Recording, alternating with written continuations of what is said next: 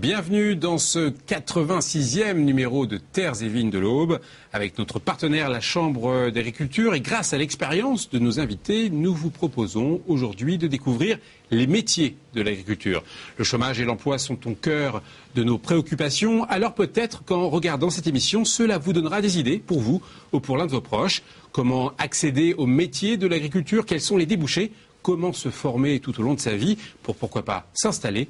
Des éléments de réponse juste après le sommaire. Aujourd'hui, Terres et Vignes de l'Aube vous propose de jeter un autre regard sur les métiers de l'agriculture. Comment s'installer? Quels débouchés et quel parcours de formation suivre? Invités et jeunes agriculteurs témoignent sur leur choix de vie. Que des fils d'agriculteurs, on a des campagnards, donc je pense qu'il y a un certain nombre de préjugés qu'il faut mettre de côté. En deuxième partie d'émission, le retour sur l'actu permet de voir ou revoir les faits marquants de l'actualité agricole auboise.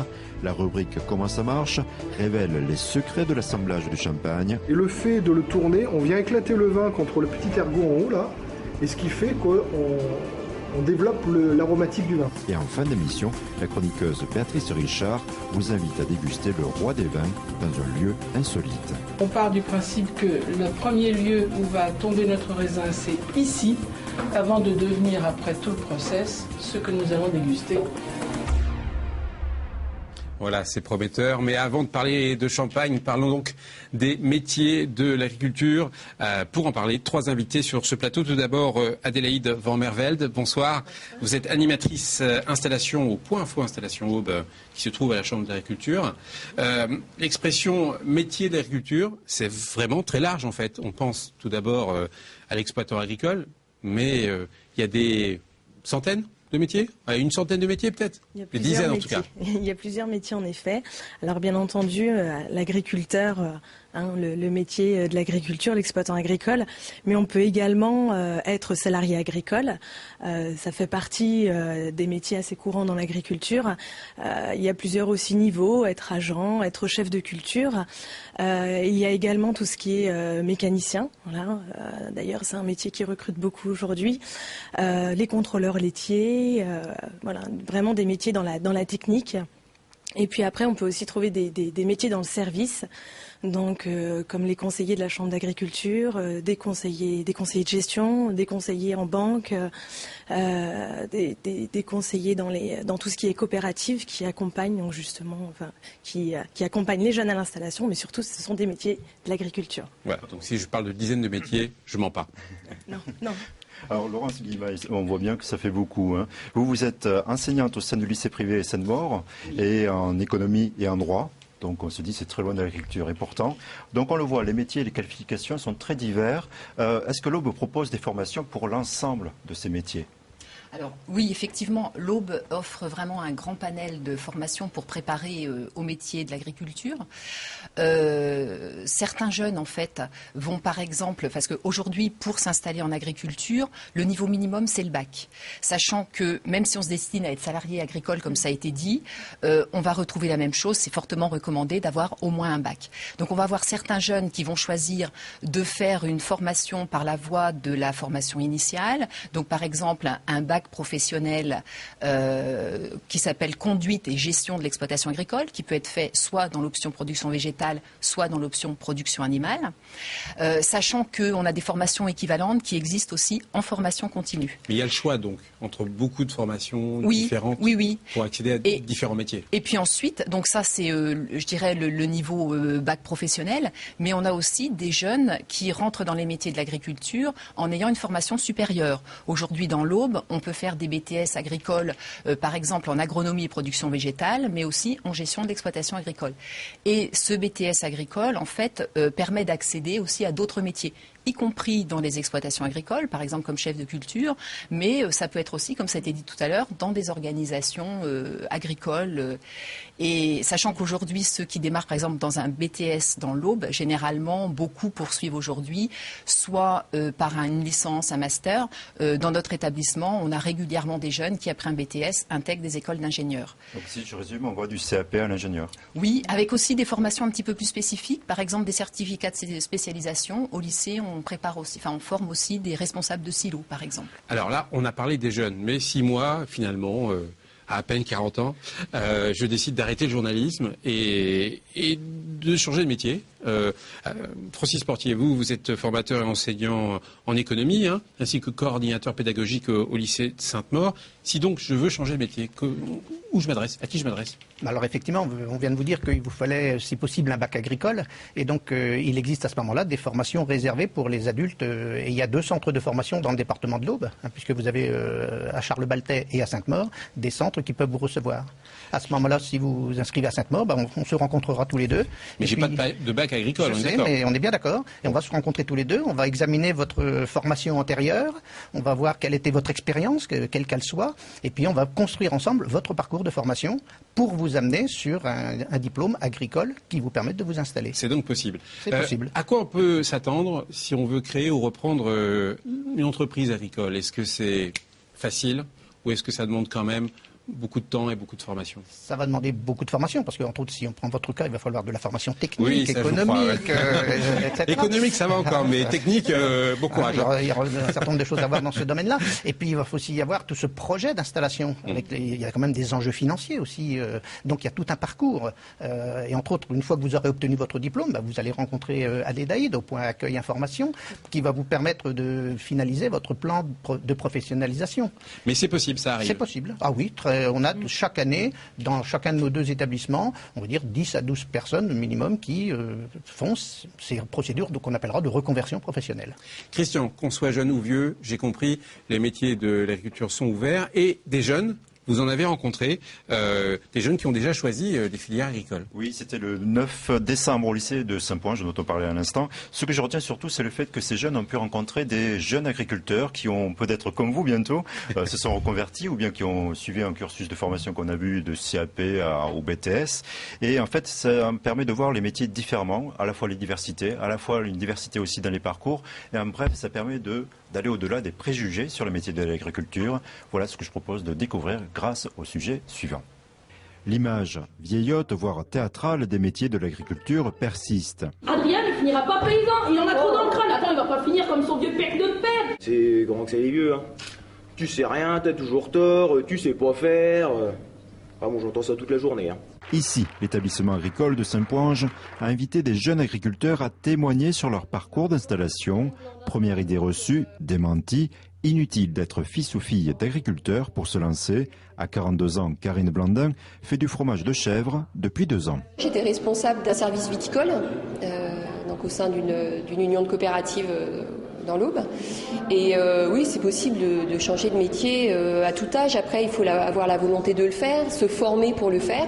On peut devenir agriculteur. Moi, je suis installée hors cadre familial, en création d'exploitation, et c'est toujours possible de le faire. Oui.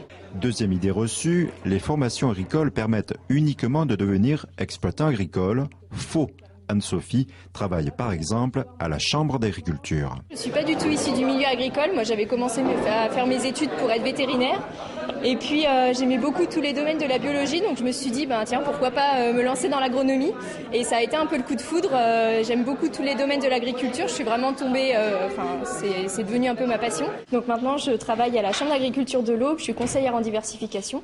Donc, j'accompagne les producteurs ou les futurs producteurs dans leurs projets de diversification ou les accompagner jusqu'à l'étude de faisabilité économique, par exemple. Troisième idée reçue, reprendre une activité agricole ou viticole familiale laisse peu de place pour des initiatives personnelles. Maxime Binon est venu démontrer le contraire. En 2000, on était uniquement vendeur au kilo et aujourd'hui, en 2014, on est récolteur manipulant, on vend une vingtaine de milliers de bouteilles à peu près. Et puis, on a des circuits de vente qu'on n'avait pas avant. On travaille en vinification à façon pour des grandes maisons. On peut dire que j'ai apporté pas mal de choses sur l'exploitation. BEP élevage, Bac Pro grande culture et BTS de gestion en poche, Sébastien Scoy fait partie de la génération qui passe de la ferme familiale à l'exploitation avec des collaborateurs. Bref, il n'est jamais isolé. Le travail entre exploitants, je pense que c'est l'avenir. On achète à plusieurs et justement ça redonne une dynamique de groupe. Maintenir une dynamique de séduction, tel est le but de cette journée qui balaie les a priori et délivre des formations pragmatique. Il n'y a que des fils d'agriculteurs, on a des campagnards, donc je pense qu'il y a un certain nombre de préjugés qu'il faut mettre de côté. À l'heure actuelle, on est de l'ordre d'une 20% sur cet établissement de fils d'agriculteurs. On a d'autres métiers, tout ce qui gravite autour du para-agricole, les administrations, dont on a eu un exemple tout à l'heure. Donc ça apporte un plus et une ouverture, ce qui donne aussi à ceux qui sont installés des camarades, des collègues de promotion qui sont dans tout ce tissu agricole. On forme à tout âge de la vie puisque nous avons un centre, le CFPPA, Centre de formation professionnelle pour adultes. Quelques exploitants n'arrivent pas à trouver la main-d'œuvre hyper qualifiée parce que ce qu'on leur met entre les mains, c'est plus uniquement un balai et une fourche. La formation agricole est d'ailleurs prisée puisque 80% des étudiants obtiennent une insertion professionnelle 7 mois seulement après la fin de leur cursus. Alors, Francis Portier, soyons pratiques. Les jeunes qui sont peut-être intéressés ou qui sont en cursus de formation générale, est-ce qu'ils peuvent bifurquer vers les formations agricoles ? Oui, sans aucun problème. On a aujourd'hui ce qu'on appelle, nous, des passerelles, mais quasiment à tous les niveaux de formation. Alors, ce qu'on ignore souvent, c'est que l'enseignement agricole recrute à partir de la 4e. Donc déjà 4e, 3e, il y a des va-et-vient entre les établissements d'enseignement agricole et l'éducation nationale. Et inversement, si l'enfant est là parce que c'est peut-être dans le contexte familial, il a envie de changer, suivre un parcours général ? Aucun problème. À l'issue d'une classe de 4e et souvent de 3e, il y en a qui retournent vers l'enseignement général sans aucun problème. Au même niveau ? Au même niveau. Ça ne donne pas des situations de blocage. Non, il n'y a pas de situation de blocage. Laurence Guimaille, quelles seraient vos recommandations pour se lancer dans les métiers agricoles et viticoles ? Un ou deux conseils ?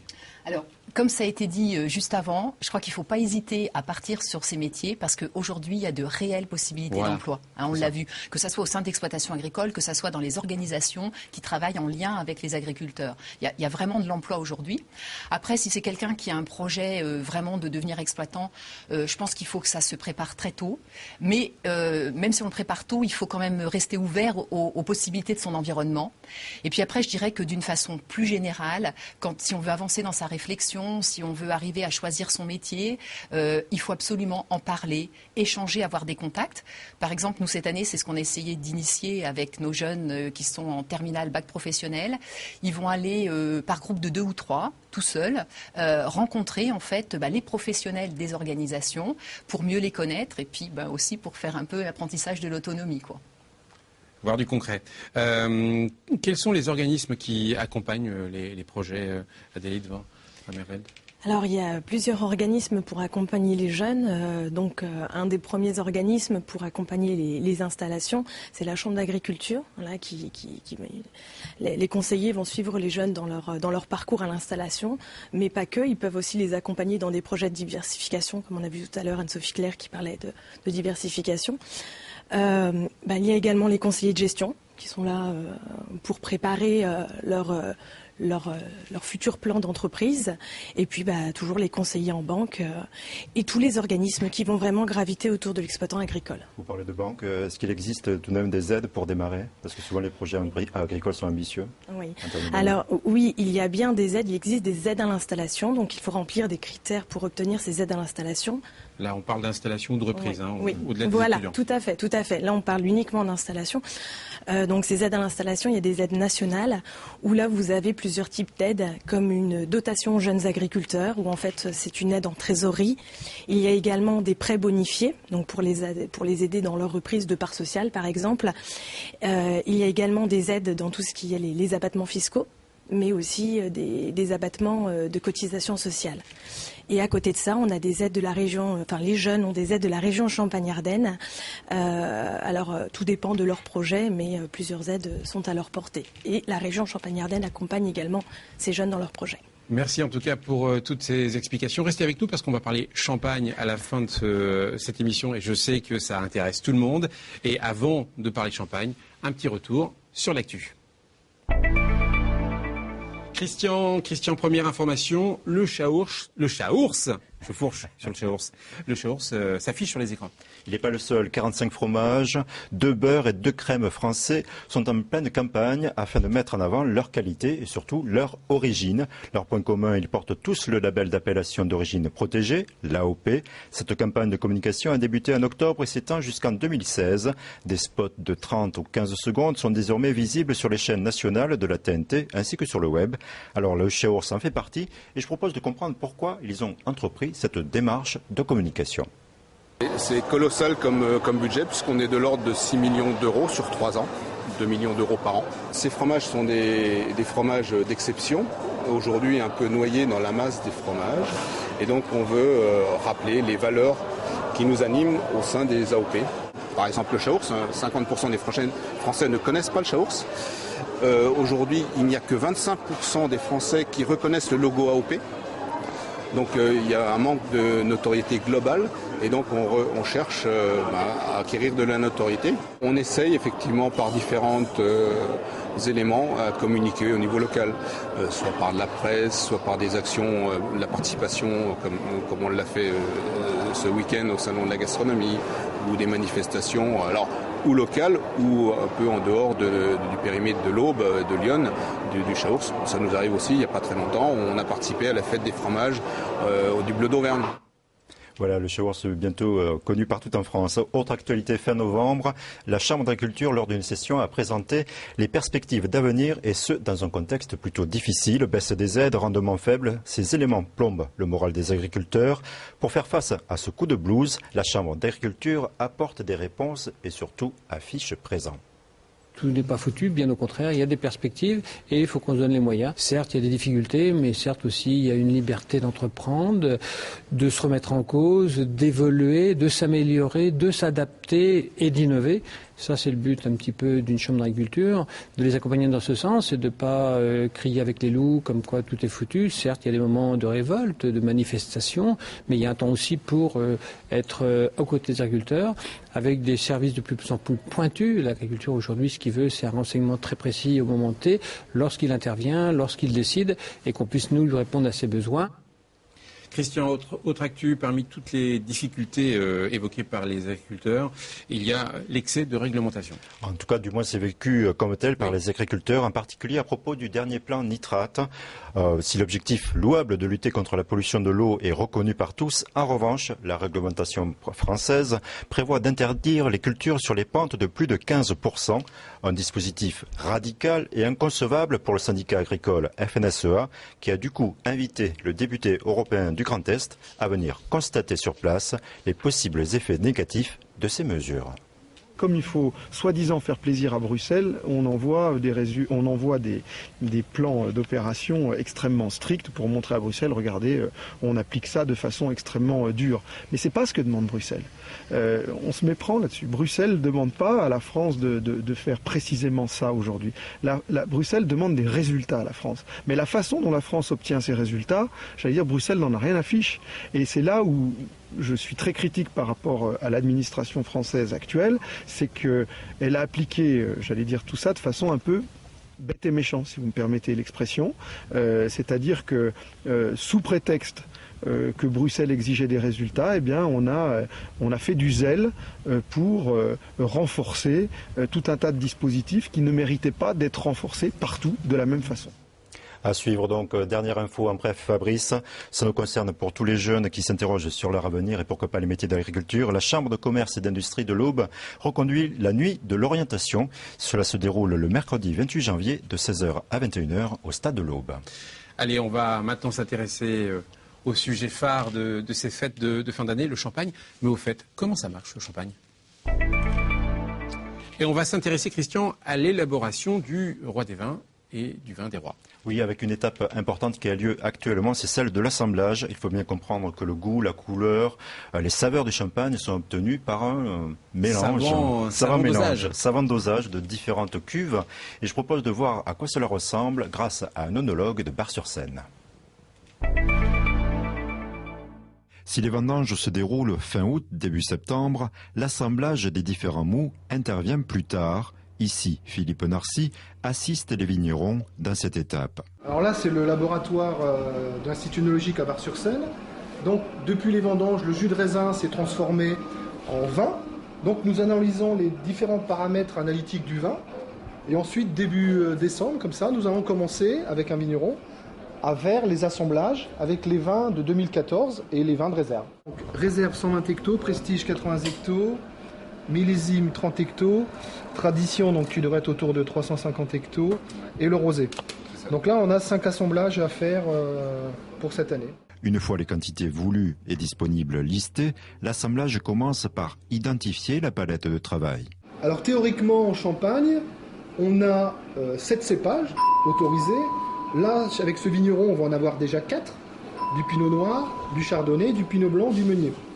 Et ensuite, on a les différentes fractions de pressurage, début de pressurage, fin de pressurage. Et ensuite, on a les différentes parcelles du vigneron qui vont nous donner des profils et des personnalités différentes. En 90 ou 95% des cas, on refait la gamme de la maison qui va bien, qui marche bien. Deuxième étape, chaque cuve est qualifiée par sa couleur et sa saveur. Une attaque franche, une belle présence en bouche, un vin assez gourmand, équilibré, fruité, et avec une fluidité du gras. Et ça nous permet déjà de savoir si ça va aller dans la tradition. C'est plutôt un vin qui est encore un petit peu austère, mais qui est un très beau vin qui va repartir en vin de réserve. Et puis, on a des vins qui vont déjà être pour le millésime ou pour le prestige. Donc, nous allons servir de ces 5 cuves pour recréer le prestige et le goût maison de notre vigneron. Le goût se détermine grâce au nez et au palais. Le seul outil particulier consiste en un verre avec 2 encoches. Quand on ne réchauffe pas le vin, et le fait de le tourner, on vient éclater le vin contre le petit ergot en haut là, et ce qui fait qu'on développe l'aromatique du vin. Après la phase papier, la 4e étape de l'assemblage consiste à doser les saveurs de chacune des cuvées. C'est la théorie par rapport à ce qu'on a dégusté. Et là, on doit retrouver l'équilibre qu'on recherche systématiquement dans cet assemblage prestige. L'avantage, c'est que moi, je vais en faire plus de 400 dans une année. Moi, je déguste tous les jours, plusieurs dizaines, voire centaines de vins, alors que le vigneron, il va déguster qu'une fois par semaine ou une fois par mois que ses vins. Une fois les proportions trouvées, le vigneron peut reproduire l'assemblage à plus grande échelle à partir de ses cuves. Et tout cela finit dans nos verres. Quel beau métier, vraiment, hein, extraordinaire. Bon, je conseille à tout le monde de suivre des formations, c'est passionnant. Il manque les odeurs, là, c'est tout. Hein. Adélaïde Van Mervelde, on parlait emploi en début d'émission, justement, à propos du champagne. Est-ce qu'il y a des formations spécifiques dans l'Aube ? Oui, dans notre département, il y a un centre de formation pour adultes à Saint-Ponge, au CFPPA Charles-Baltais, et une antenne, un CFA à Bar-sur-Seine. Sinon, c'est à Avise, dans la Marne. On reste dans l'univers du champagne pour la rubrique Contre-champ qui va terminer cette émission. Alors, c'est un peu une tradition dans cette émission. On finit avec une dégustation insolite du champagne. Où êtes-vous allé cette fois, Christian ? Alors, on finit avec un moment que j'aime bien. Oui, j'ai suivi la chroniqueuse Béatrice Richard qui a choisi un lieu inattendu pour savourer une coupe de champagne, avec modération bien évidemment. Après la Cadole, après le Clocher, elle m'a amené du côté de l'Indreville chez le vigneron des Champagnes, René Joly.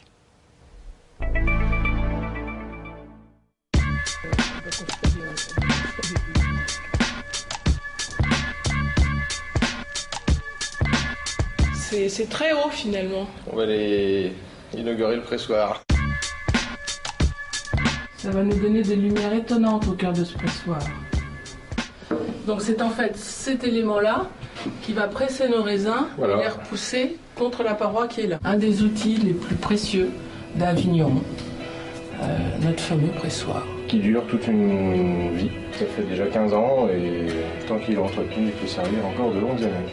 Et nous, on s'offre le voyage régressif du raisin, c'est-à-dire qu'on part du principe que le premier lieu où va tomber notre raisin, c'est ici, avant de devenir, après tout le process, ce que nous allons déguster dans ce pressoir. En fait, on imagine qu'à notre place, il y a des grappes de raisin. Bon, d'accord, on fait des grosses grappes, je l'accorde bien volontiers, mais nous sommes à la place des grappes de raisin, c'est-à-dire qu'elles sont balancées du haut, elles vont tomber ici et par ce système de main inclinée, être pressurées. Le jus va s'écouler sous nos pieds à travers cette grille et arriver dans les belons. Et c'est là que va commencer la suite du process de grappes de raisin, de grumes, de baies de raisin. Nous allons passer au jus.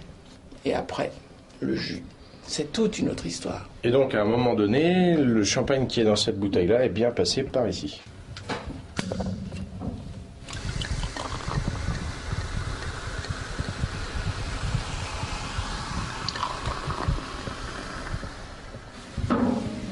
Je te sers, Béatrice. Trop tard. Pierre-Éric, à la tienne. À la santé du pressoir et de la maison.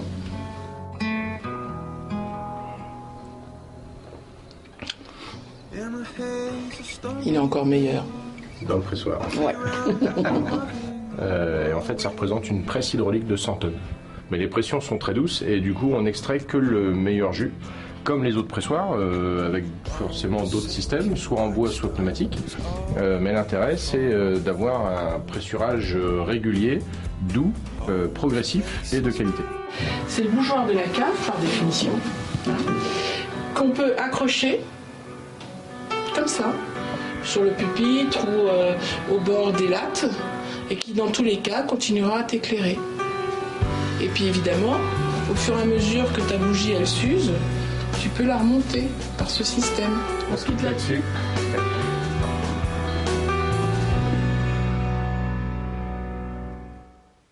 À consommer avec modération, bien évidemment. C'est la fin de Terres et Vignes de l'Aube. Calendrier 2015 oblige. La prochaine émission sera décalée d'une semaine. Rendez-vous donc pour le prochain numéro, le 22 janvier prochain. Merci à nos invités. Et d'ici là, bonne fête de fin d'année. Au revoir.